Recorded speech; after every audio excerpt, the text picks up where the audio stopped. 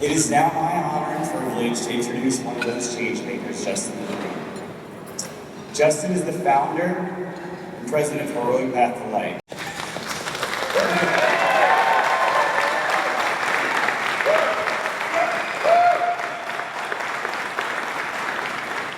Heroic Path to Light is a non-profit, entheogenic church based in Austin, Texas.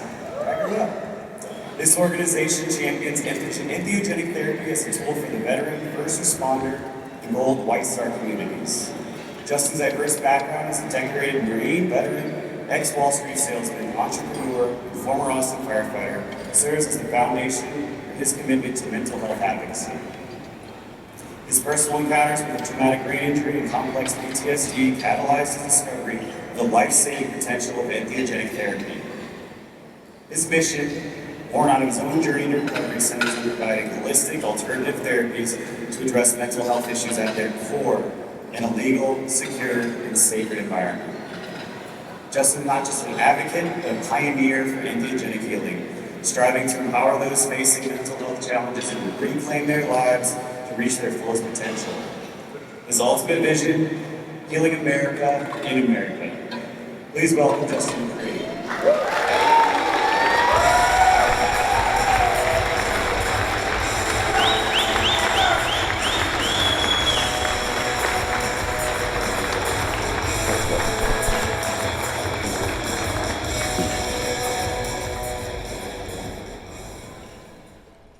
Wow, thank you. I look at this room and it takes my breath away. I've desired community for so long. So, thank you for being here.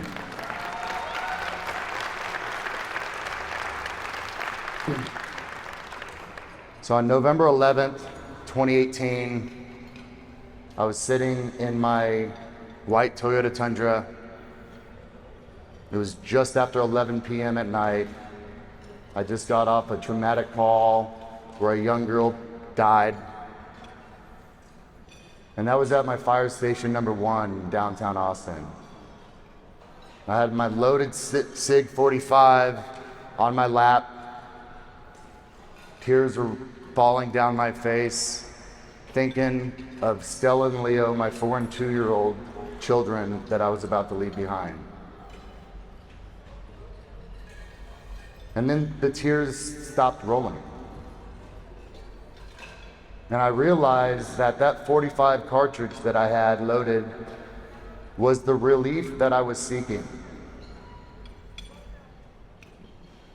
I wasn't a religious or spiritual man at this time in my life, but I prayed one last time that I could find peace through death.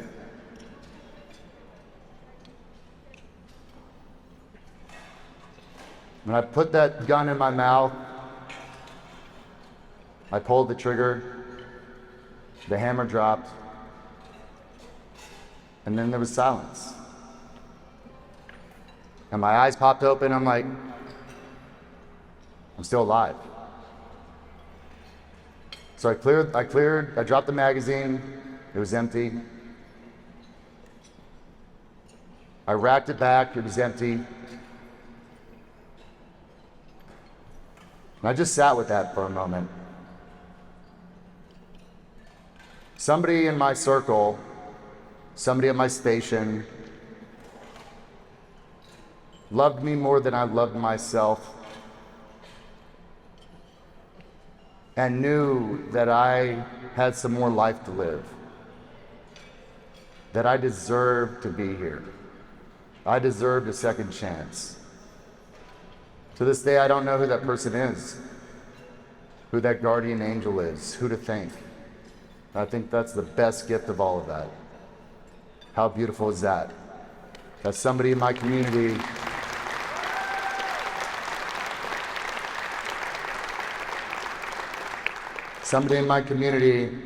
saw something in me that I had forgotten existed.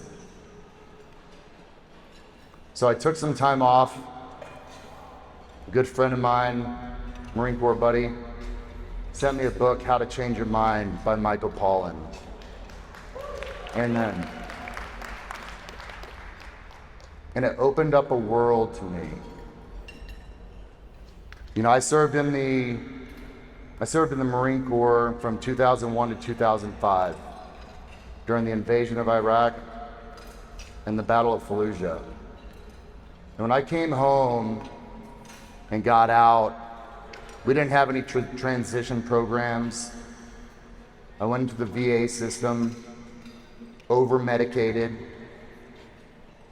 which caused me to become addicted to opioids. I was on antidepressants, benzos, uppers, and sleep meds to help with the insomnia. And that was my life. I mean, I'd forgotten who I was, right? And I had lost my purpose. I had lost my identity. So in 2005, I moved up to New York City. And I didn't have anything. The money I had saved up from combat deployments was burnt. I found myself jobless, penniless, begging for hope on street corners in New York City. I found refuge at a halfway house for veterans in Long Island, where every single day I contemplated taking my own life. And, you know, through this process, in 2006, I met an individual, Bob Cheeseman, through the Wounded Warrior Project. And he said, you know, I would like to interview you to come and work at my investment bank. I didn't have a suit. I couldn't afford a pot to piss in. And so the Wounded Warrior Project took me to Joseph A. Bank, bought me a suit. And they said, you got this. So I went on the interview, I got the job. Somebody opened a door for me because, once again, you know, this was right when I got out. Somebody saw something in me that I didn't see in myself. And that was just a glimpse of the light, just a glimpse of hope. And so I worked in Wall Street for 8 years. And it was high octane. I was making good money, but I was empty inside. I didn't know who I was. And it was a struggle. Self-medicating. My Schedule 1 was alcohol. That's what I used all the time because that was my therapy. Talk therapy didn't work. Therapists, doctors couldn't relate to me, so I didn't feel safe. I just had to figure it out. So through this, I was looking for purpose. I've been looking for purpose my entire life. From becoming an Eagle Scout, from joining the Marines. And so I decided to leave all of that behind in 2013 and move down to Austin, Texas, back to my home state, to serve once again as a firefighter. And I thought that I was wired for it. Taking lives, seeing people die, seeing carnage. I'm made for it, right? Desensitized. And I was wrong. I'm really, really, really thankful that this dinner tonight is including first responders.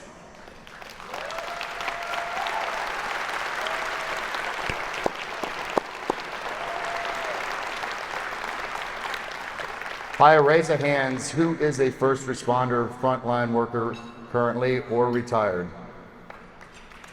Look around the room.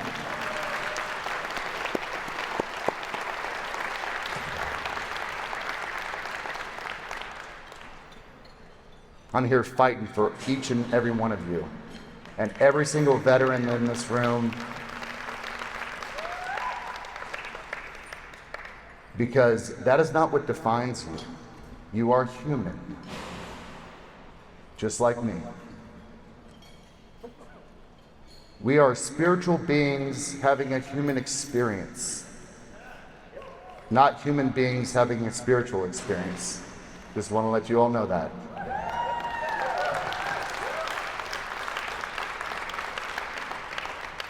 So as a fireman, downtown Austin, I worked for a special operations unit. I saw the worst of the worst. We had mass shootings, overdoses, fatal car crashes, homicides, a serial bomber. Scary stuff, guys. And there's no integration from that, because when we put on that uniform every other day, we have a new experience to compound on that last one. And the culture in the military, the culture as a first responder is toxic. It is not okay to not be okay. We can't talk about it. We just have to keep pushing it down. Finding the bottom of the bottle.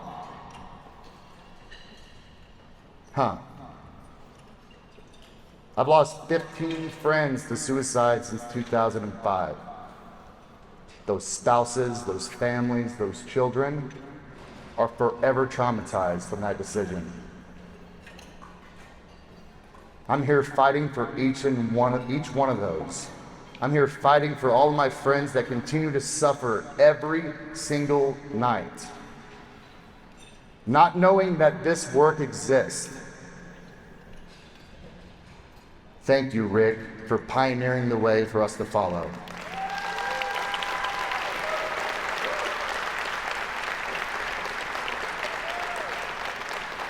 So after my suicide attempt, I read that book, Michael Pollan, How to Change Your Mind. And I started to really immerse myself in the emerging science of entheogenic therapy, the use of psychedelics to rewire my brain. Maybe there's just some hope for me. That wasn't the relief that I was looking for at the end of a barrel. But just maybe I would be able to see my daughter walk down the aisle. Just maybe I would be able to teach my son how to throw a baseball. So I started working with psilocybe cubensis, magic mushrooms. And I didn't have a community, I didn't have facilitators, I didn't even know where to buy mushrooms. So I grew them. It was amazing. I was going through a divorce at the time, and I could only see my kids on the weekends due to my schedule. So I had some great time to myself to really work on me. And so I remember that first dose of mushrooms. 6 hours later, I was following the Johns Hopkins model, sleep mask, noise canceling headphones, their playlist. And 6 hours later, I came out of that experience and I was just crying. I filmed that experience, and I filmed every experience after that. And I felt love and gratitude for myself. And I was like, you know what? It is okay to not be okay. How on earth could I be okay with everything that I have seen? And so I started to work with that medicine twice a month. And I started to journal about all of my experiences. I was integrating before I even knew what integration was. And over this time, in 2022, I decided to leave the fire department because it wasn't serving me anymore. I was starting to spiral, and I had done enough work on myself over the last 3 years that I said it's time to hang up the boots. And I was going to serve this country while also serving myself. And so out of this, the vision of Heroic Path to Light was born. It is our birthright, and I just want to repeat this. It is our birthright to use these medicines.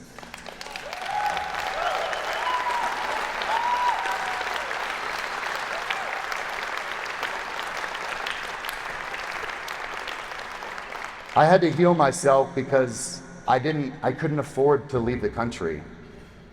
I was scared to leave the country, and I didn't know where to find help. So I had to figure it out on my own. And I'll tell you, everybody in this room, I've figured it out for each and one of you. Each one of you. We do not have to suffer in silence any longer. I am here to provide access in a safe, legal, and sacred setting for anybody. First responder, veteran, Gold White Star widow, or family member here in America.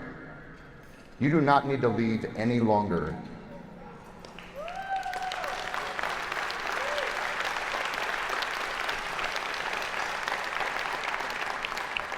Us as Americans should have access to heal in this country.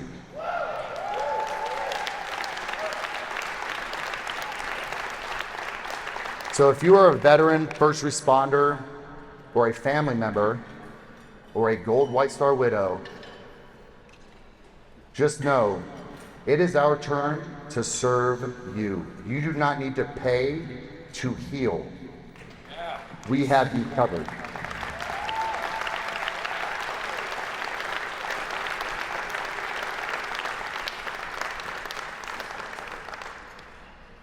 You know, I desire human connection. It's what we all desire. Desire community. Desire to be seen, to be heard, to share these experiences with one another. And so I'm here today. If we have not talked, if you do not know who I am, if I do not know who you are, and you are doing work in this space, let's start talking. We need to start building bridges instead of walls, and we need to heal our country.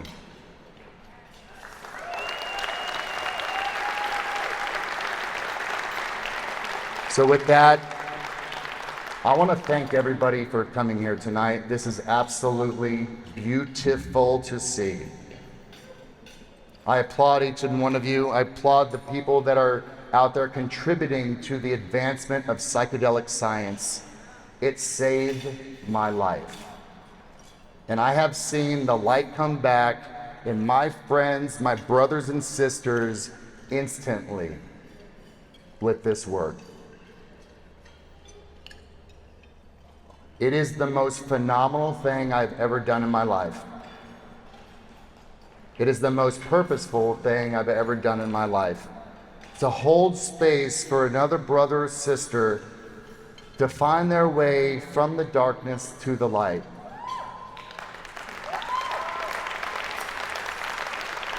And so thank you for everybody that's involved in this advancement. We are changing the world. Thank you for the people fighting for policy change, for ending the drug war. We need to get back to the roots, back to where we came from, back to community. And I love each and every one of you, because we're all the same. Thank you so much for listening.